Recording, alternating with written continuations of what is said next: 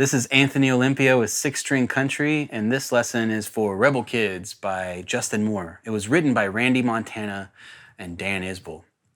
Now, both the acoustic and electric are going to need a capo on the first fret. And both lessons are going to be fairly straightforward, nothing too crazy. So if you want to dive into some lead playing, this could be a really great lesson for you to kind of stretch out a little bit and kind of push the envelope. And the rhythm lesson it's just kind of a nice thing to play along to, especially if you like this song. But yeah, let's get rolling on this.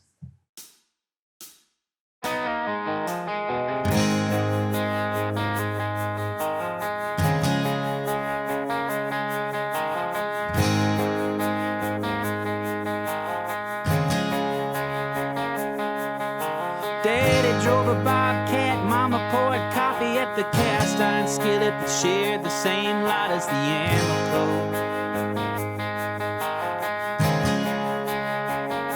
I remember me and my brother busting out the screen door like a couple wild Indians, 10 speeds for horses as fast as we could go. And I ain't ashamed at how I was raised.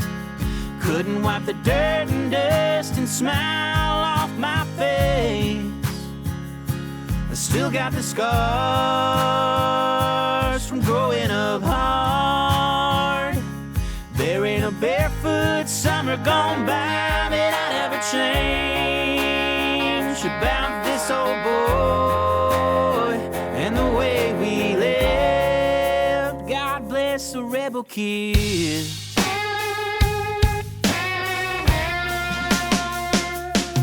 We were Walmart rubber boots out in the rain, shooting empty Coke cans at a Coowatta Creek with a 10-pump pellet gun. We were Zepco reeling off.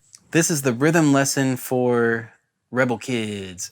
First things first, you gotta have your capo on the first fret. Very important there, right? This is a pretty straightforward rhythm lesson. It's kind of got a little more than the usual super simple song. It's like a little further in on as far as skill level goes. So it's kind of a nice one to sort of dig in a little bit, but not too much. It's just a little baby step forward. So there are 6 strumming patterns, but that doesn't necessarily mean it's going to be a complicated song. It's just there are some variations and. All right, so verse 2, we're going to continue doing the G and then C with that strumming pattern, a measure apiece. We're going to do 2 times through that, G, C, and then we're going to do this strumming pattern 4. It's going to go rest, strum, and then we're back to normal.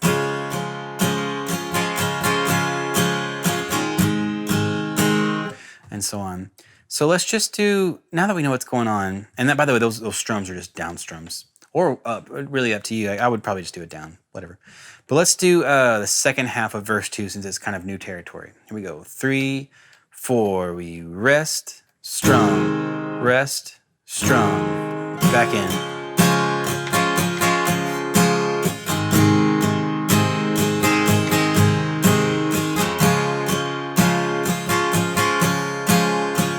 All right, then we get into chorus 2, and lucky for us, it's like 99% the same as chorus 1. It's just when we get to the last chord where it goes E minor, C, we're gonna strum through the C chord, right? We're gonna stay on strumming pattern 3. All right, so let's get to the solo. It sounds like this.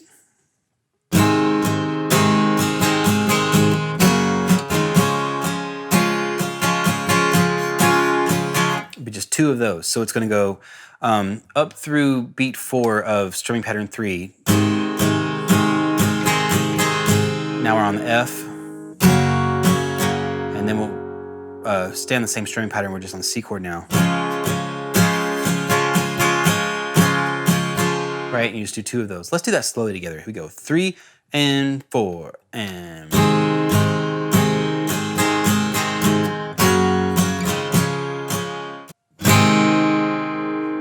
Right, and you let that ring for a good bit.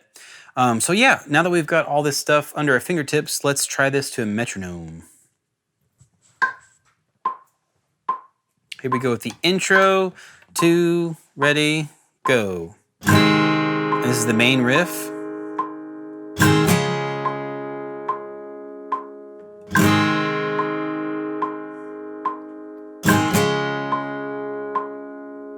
Right, and then just do that 2 times, twice as much for the verse.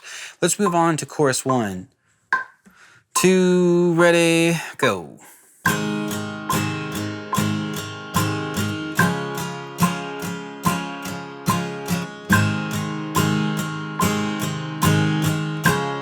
Welcome to the lead lesson for Rebel Kids. First things first, you gotta have a capo on the first fret to play this one, or at least to play it in the key that the record is in.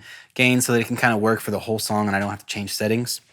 I guess I could just use my volume knob, but whatever. Yeah, so kick on that pedal, but we're gonna do something like this. Right, it's kind of those rock and roll bends.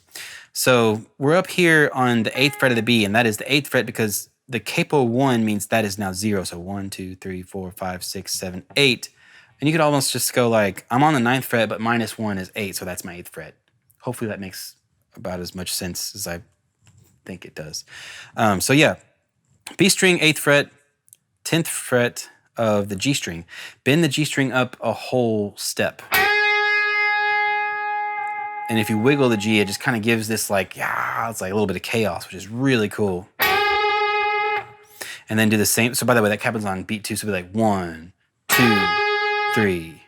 And then on beat 4, we're going to do the same thing with B string 6th fret, G string 8th fret.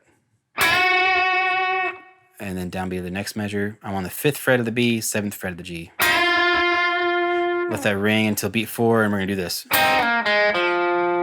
All right, I'm on the 4th fret of the G, 3rd fret of the B. G string, slide down the 2nd fret. Open G. 2nd.